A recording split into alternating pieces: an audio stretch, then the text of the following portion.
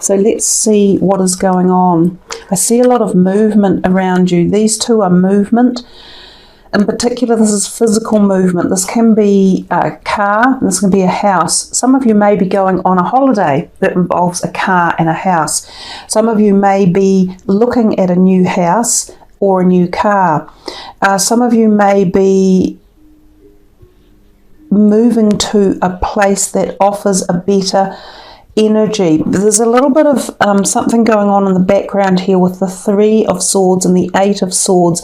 These two have a slight more tension about them, whereas these two have a much more harmonious gelling together, and it's interesting that they're in the middle and these are on the outside. It's almost as if something on the outside of whatever you've been doing or feeling or experiencing, possibly with others, is making you ponder this feeling in the middle. Some of you, this is leaving things behind. Some of you, it's a fear of moving into a better place or space. You feel it may not exist or that you aren't sure how to get there. Let's just take it back a little bit and go one step at a time, because those were the messages that jumped out instantly. The 3 of Swords can often mean 3 people are involved. It can be a love triangle, so that's the intimate relationships. It can also be when 3 people of any type of relationship are involved, and sometimes this can be business. So when it says heartache and loss, the card quite often does mean this, that something in a relationship will be tense and there's this feeling of lack of flow, and this can create this feeling of the 8 of Swords being trapped or not included or not shown all the answers, so that you can't see the whole picture. Some of you feel as if you've been kept in the dark, or you haven't been able to express yourself in particular, perhaps to others, but also to yourself. You're either hiding part of the picture, you're not facing part of something, there's something that you wish you could change, that you haven't had the strength to do so yet. But this is, of course, the Chariot card, which in essence is strength. This is inner strength returning, and it's recreating harmony and happiness within a house. So if any of you have been involved in a relationship where there were 3 people, there could be a healing of this, and it can take place through communication. So mediation with other people can be helpful, but also actually communicating with the people involved. So not being afraid to speak out and not being trapped in fear. You have to step out of this imprisonment and be self-motivated and come back into the reality of here and deal with the present objects or the things that are in the way, like whether it's people or physical things or health related things or emotional. These two are very emotional cards here, and they're emotional pain of some sort.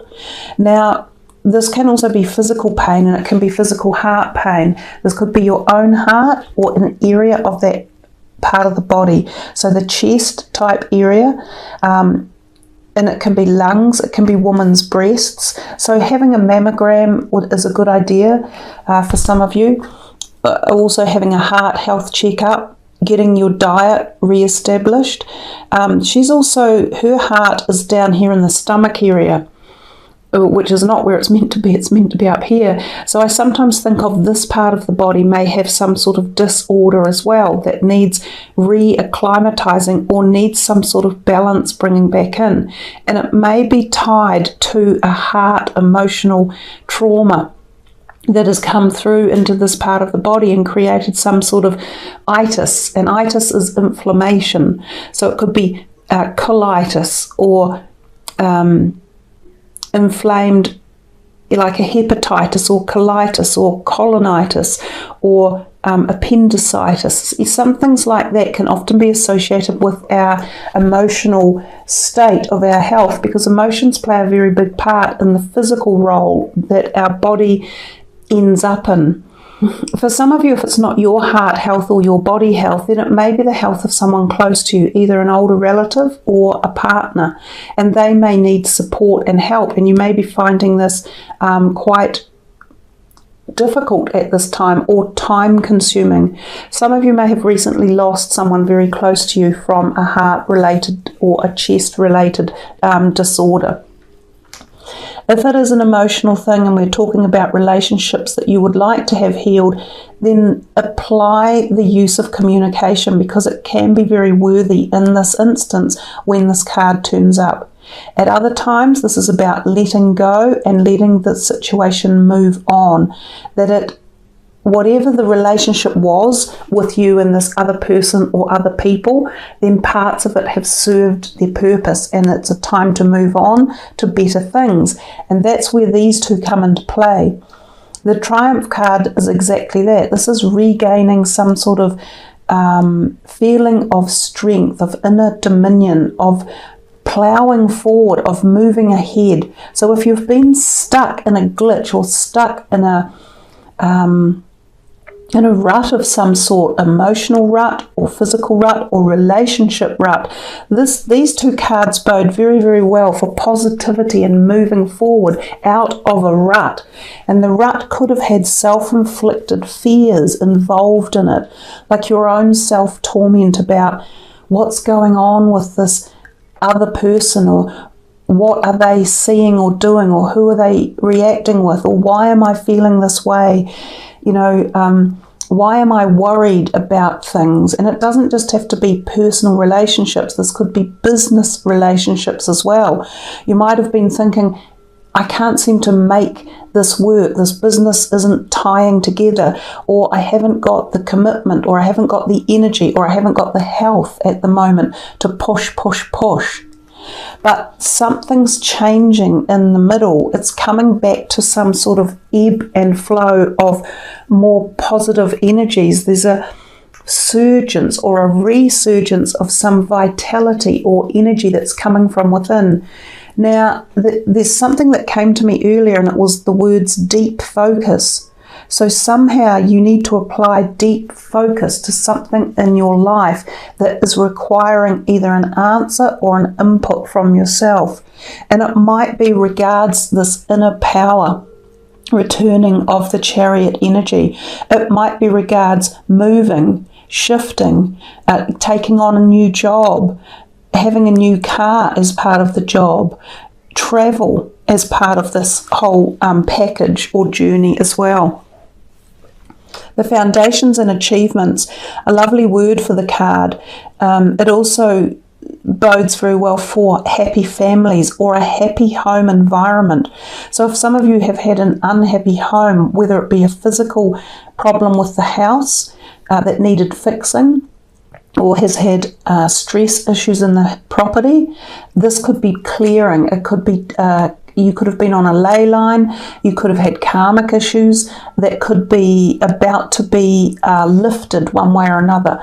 There could be some healing work coming through to alleviate tensions that may have been in a house, a property, or in the people that have lived in it. Some of you may have lived in a home where it has had many lifelines of linear history in it through family generations. This could be being healed through this timeline that's open at the moment. For others of you, you might be able to finally move into a different house for various reasons. You may have got a new job, you may be shifting state, you may have sold your other house, you may have finally found enough money for a deposit for a house. This card can also be the talking about blended families coming together. So if you have been separated for any reason from family members, there can be a rehealing and a reharmony of that. Family members visiting or you visiting them. This can also signal potentially engagements, attending weddings, christenings, and happy events as well. So there's a real dichotomy going on in the four cards, and they seem to have positioned themselves, as I said, on the outer. There's this outer energy vibrating in the background over here, but there's also this positive stuff with the higher vibrational energy in the center. And being centered and together, they have much more strength because they're actually separating this discourse that's over here. So this discourse is being weakened. It's dropping off. Even if it's if something's been going on here with three people and you've wished it wouldn't be, or you were part of it, it may be ebbing away and falling aside, which may drop these fears or anxieties here as well. So that's what we got from the John Holland. A lot of information pouring out of these cards. I could go on and on even with more, especially about this one, because this one is your biggest card and as such, because it's the major arcana, and given that it's, you know, right after this eclipse, there's a lot of energy and meaning behind the intensity, the power and the passion of this Triumph card. I also note the horse there, so some of you may have something to do with horses, but it might be more of a metaphysical determination that's coming in. So this could be a spirit guide, or it could be, there could be answers for you in the way of the horse energy, and that might be something some of you can look into. But he has a great degree of movement, success, determination and triumph. So take that on board, especially if there's been these things going on in the background. This card will overpower that type of energy. These cards, I think, are quite good for right now.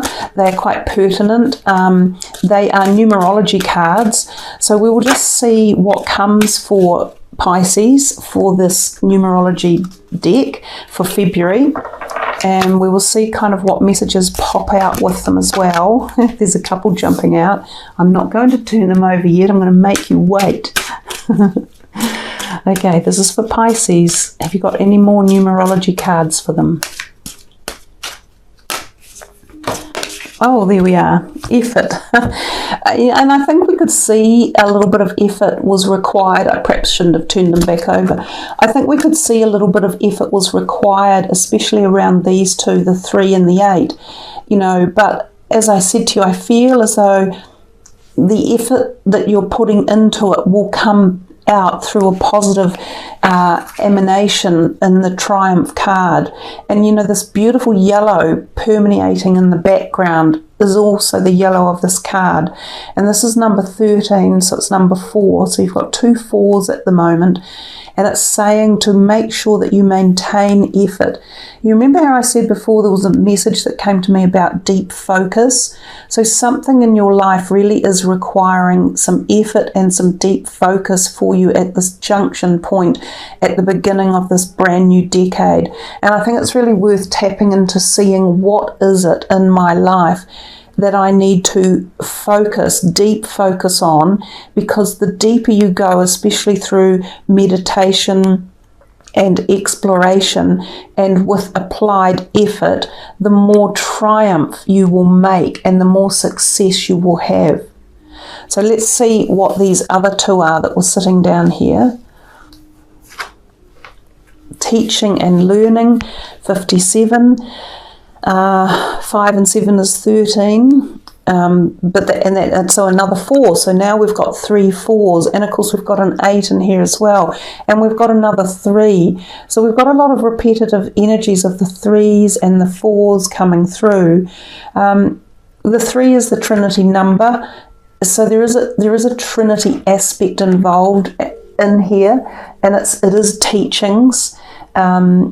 And of course it is learning. Now for some of you this could be quite pertinent in as much as that you may be looking at teaching in a form of one way or another, becoming a healer or a teacher yourself. And for others you will be going through a mode of learning, perhaps learning a whole new understanding of where you're at in life, or learning new modalities or new educational systems or new philosophies. Whichever one it is for you, then know that it will be well worth applying this deep focus for your teaching and learning. What's the last one?